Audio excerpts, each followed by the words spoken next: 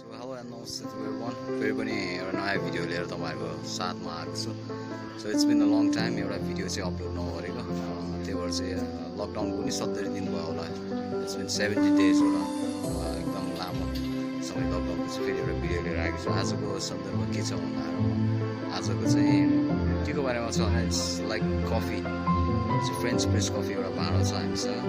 त्यसमा चाहिँ कफी कसरी खाइन्छ, कस्तो हुँदो रहेछ त्यसमा बनाएर खाएको भनेर चाहिँ सिम्पली एउटा चाहिँ भिडियो चाहिँ अपलोड गर्न लागिरहेको छु. I hope you will enjoy it.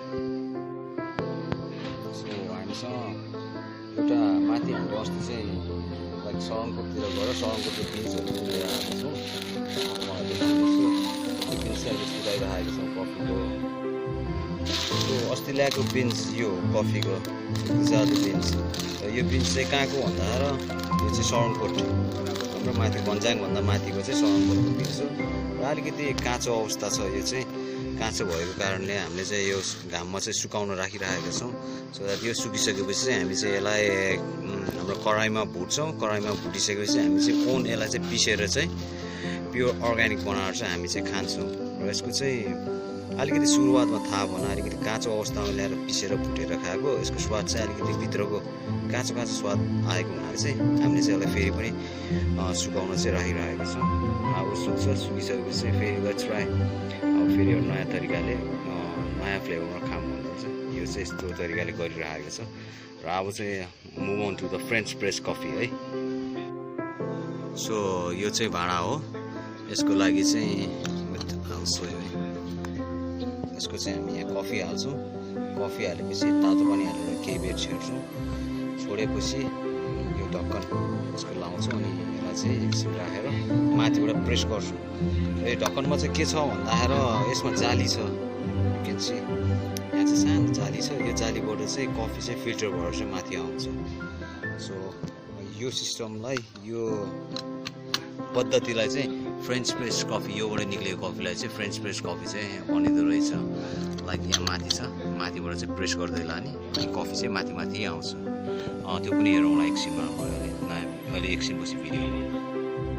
So अब कफी हाल्न हामी तयार छौँ.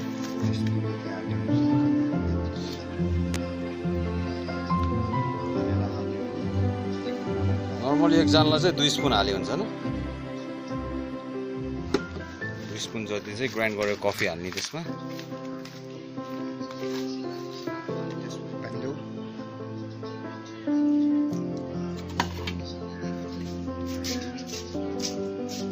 त्यसमा पानी हाल्ने. कति खाने हो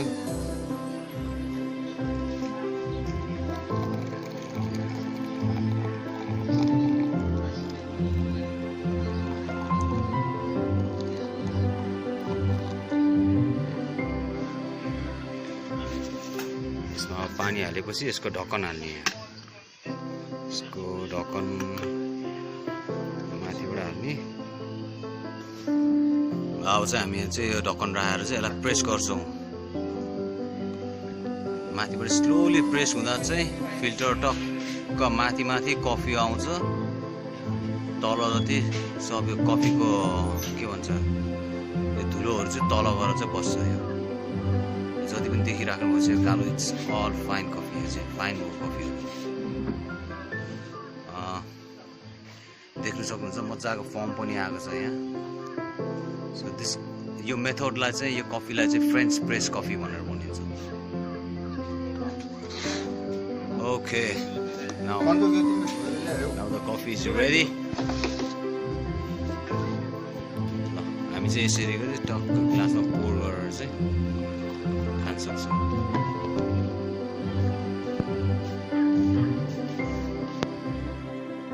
सो गाइस कफी रेडी भएको छ. French press coffee. तर ठिक छ यसको स्वाद पनि मिठो छ. त्यो ड्रिप कफीको छुट्टै स्वाद छ भने यो फ्रेन्च प्रेसको नि एउटा छुट्टै स्वाद छ. त्यो भनौँ न यो भाँडाहरू चाहिँ तपाईँहरूले चाहिँ एउटा भात पार्टीको अरू ठाउँमा गएर पनि पाउन सक्नुहुन्छ. एकदम सजिलो मेथड. घरमा चाहिँ एकदम टाइम कन्ज्युम नहुने एकदम चाँडो तरिकाले if you one have organic coffee यो पनि एउटा बेस्ट आइडिया हो. सो गाइज यो भनौँ न फ्रेन्च कफीको एउटा फाइदा चाहिँ के छ भन्दाखेरि यसमा चाहिँ लाइक ड्रिफ्टमा गर्दाखेरि त्यो ड्रिफ्ट गर्ने एउटा कप चाहियो, फिल्टर पेपर चाहियो, विथ लट्स अफ थिङ्स हुँदै होइन, जो चाहिँ अलिकति गाह्रो हुने त्यो खोज्ने कहाँ पेपर कहाँ खोज्ने भनेर। तर यो फ्रेन्च प्रेस यो भाँडामा चाहिँ युरेनका पेपर चाहिँ चाहिँदो रहेछ। त्यो ह्यान्डलमा चाहिँ फिल्टर जस्तो हुँदो रहेछ, त्यसलाई प्रेस गरेर चाहिँ सम्पूर्ण कफी चाहिँ माथि हेर्छ। ड्रेन चाहिँ कफी र छोब्रा र त्यो कफी चाहिँ त्यसले छुट्याइन्छ। So it's good for you, I recommend you. यो भाँडा चाहिँ तपाईँहरूले ल्याएर चाहिँ घरमै बसेर अर्ग्यानिक कफी चाहिँ रमाइलो गर्न सक्नुहुन्छ। So that's all for today guys, by.